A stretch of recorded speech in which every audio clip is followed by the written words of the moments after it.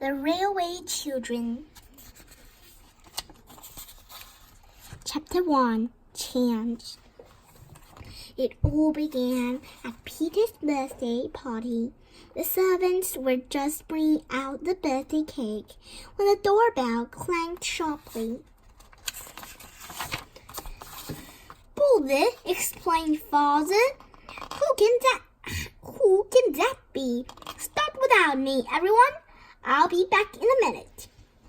Peering into the hallway, Peter saw Father leading two men into his study. "Who are they, Mother?" asked his sister Phyllis. "I don't know," said Mother, frowning. "Stay here. I'm going to find out." Mother disappeared into the study for ages. "What's going on?" asked Phyllis.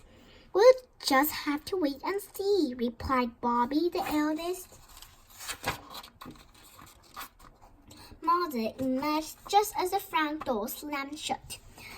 Bobby saw a carriage and horses driving rapidly away into the night. Mother's face was ice white, and her eyes glittered with tears.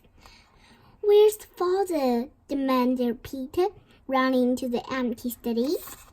"He's gone away," Mother was shaking out. Bobby reached for her hand and held it up tight. "But he hasn't even packed his clothes," said Phyllis. "He had to go quickly on business," Mother replied. "What was it to do with the government?" asked Peter. Father worked in the government office. "Yes, don't ask me questions, darlings. I can't tell you anything. Please just go to bed." Upstairs, the children tried endlessly to work out where Father had gone. The next few days were just as strange. All the maids left.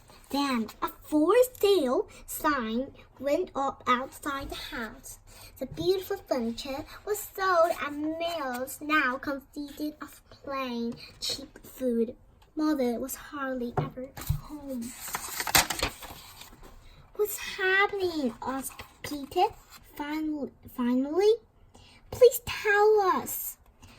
"We've got to play at being poor for a bit," Mother replied.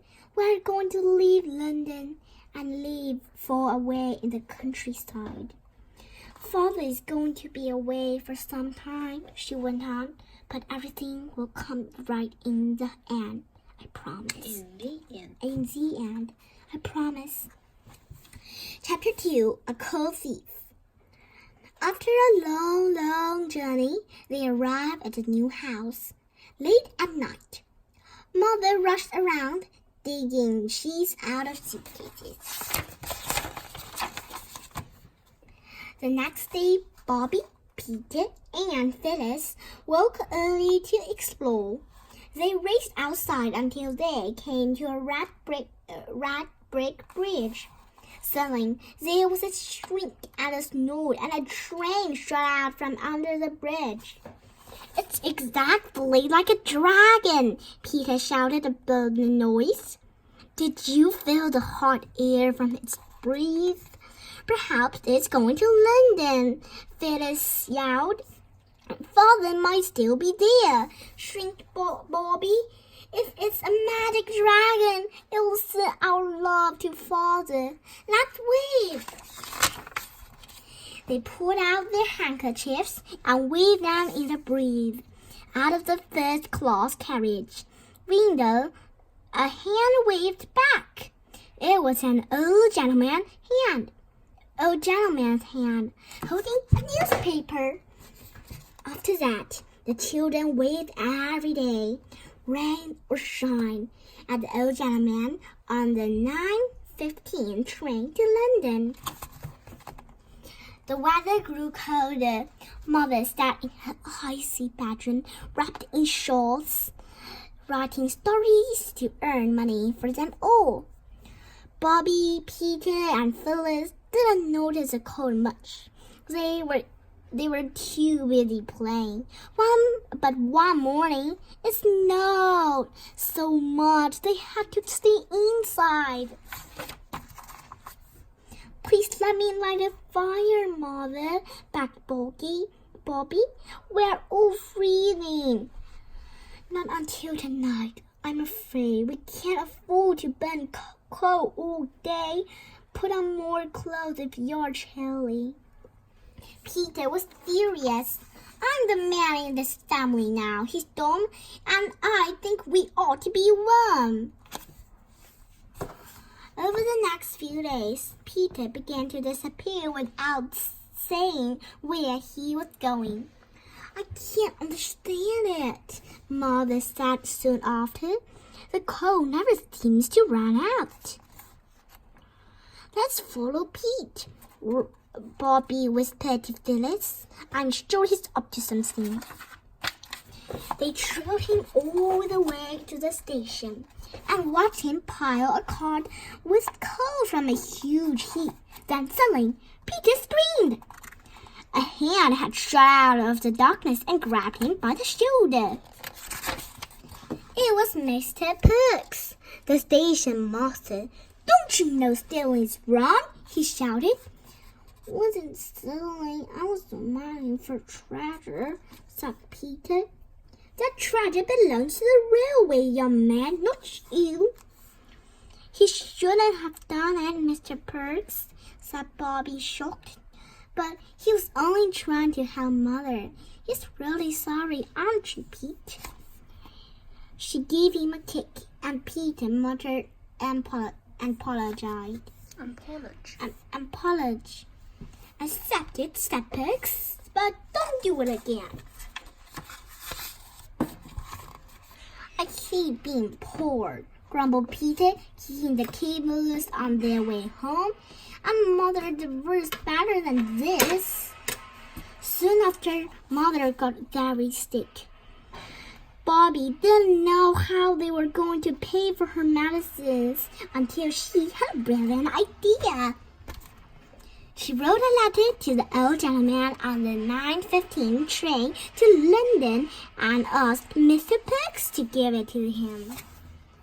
Dear Mister, we don't know your name. Mother is sick and we can't afford the things the doctor says she needs. This is a list. Medicine, port wine, fruit, soda water. I don't know who else you ask. Father will pay you back when he comes home. Or I will when I grow up. Bobby. P.S. Please give them to Mr. Perks, the station master, and Pete will fetch them. The very next day, a huge hamper appeared, filled with medicines, as well as red roses, chocolates, and lavender perfume. A week later, Bobby, Peter, and Phyllis made a banner and waved it at the 9:15 train. It said, "Thank you, she's much better." But Mother was furious when she found out. You must never ask strangers for things, she raged. Bobby was nearly in tears. I didn't mean to be naughty. I know, my darling, said Mother, but you mustn't tell anyone we are poor. We have enough to live on just. Now we won't say any more about it. Chapter 3, Red for Danger. They all felt miserable for upsetting Mother. I know what will cheer us up, said Bobby. We can ask Mr. Perks for the magazines people leave on trains. They'd be fun to read. Let's climb down the cliff and walk along the track to the station, suggested Peter. We'd never gone that way before. I don't want to. It doesn't look safe. Phyllis sounded frightened. Baby scaredy cat, teased Peter. It's all right, Phil. Bobby comforted her. The cliff isn't that steep. 2 against 1, crowed Peter. Come on, Phil, you enjoy it. Slowly, Phyllis followed her brother and sister, muttering, I still don't want to. They scrambled down the cliff. Phyllis stumbled over the last beat where the steps had crumbled away and tore her dress. Now her red petticoat flaps through the tea as she walked. There, she announced. I told you this would be horrible, and it is. No, it isn't. No, it isn't, disagreed Peter. What's that noise? Asked Bobby sternly. A strange sound, like far-off thunder, began and stopped. Then it started again, getting louder and more rumbling.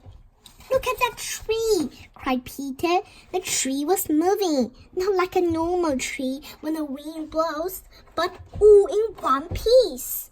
All the trees on the bank seemed to be slowly sliding downhill like a marching army.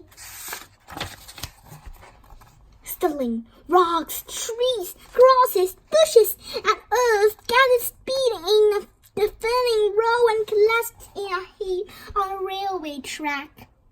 I don't like it, shrieked Phyllis. It's much too magic for me.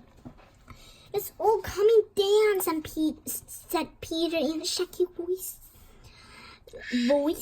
shaky voice. Then he cried out, Oh! The others looked at him. The 11:29 train. It will be along any minute. There will be a terrible accident. Can we run to the station and tell them? Bobby began. No time. We need to warn the driver somehow. What can we do? Our red petticoats, Bobby explained. Red for danger. We'll tear them up and use them as flags. We can read our clothes, Phyllis objected. What will Mother say? She won't mind. Bobby was undoing her petticoat as she spoke. Don't you see, Phil? If we don't stop the train in time, people might be killed. They quickly snapped thin branches of the nearby trees, tore up the petticoats, and made them into flags. 2 each. Wave one in each hand and stand on the track so the train can see us, Peter directed. Then jump out of the way.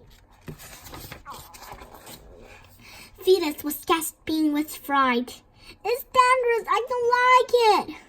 Think of saving the train, Bobby implored. That's what matters most. It's coming, called Peter, though his voice was instantly wiped out in a whirlwind of sound. As the rolling train thundered nearer and nearer, Bobby waved her flags furiously. She was sure it was no good, that the train would never see them in time. Move! Shouted Peter as the train steam surrounded them in a cloud of white. But Bobby couldn't. She had to make it stop. With a jelly and squeal of brakes, the train shuddered to a halt and the driver jumped out. What's going on? Peter and Phyllis showed him the landslide, but not Bobby. She had fainted and lay on the track, white and quiet as a fallen statue, still gripping her petticoat flags. The driver picked her up and put her in one of the first-class carriages. Peter and Phyllis were worried until finally Bobby began to cry.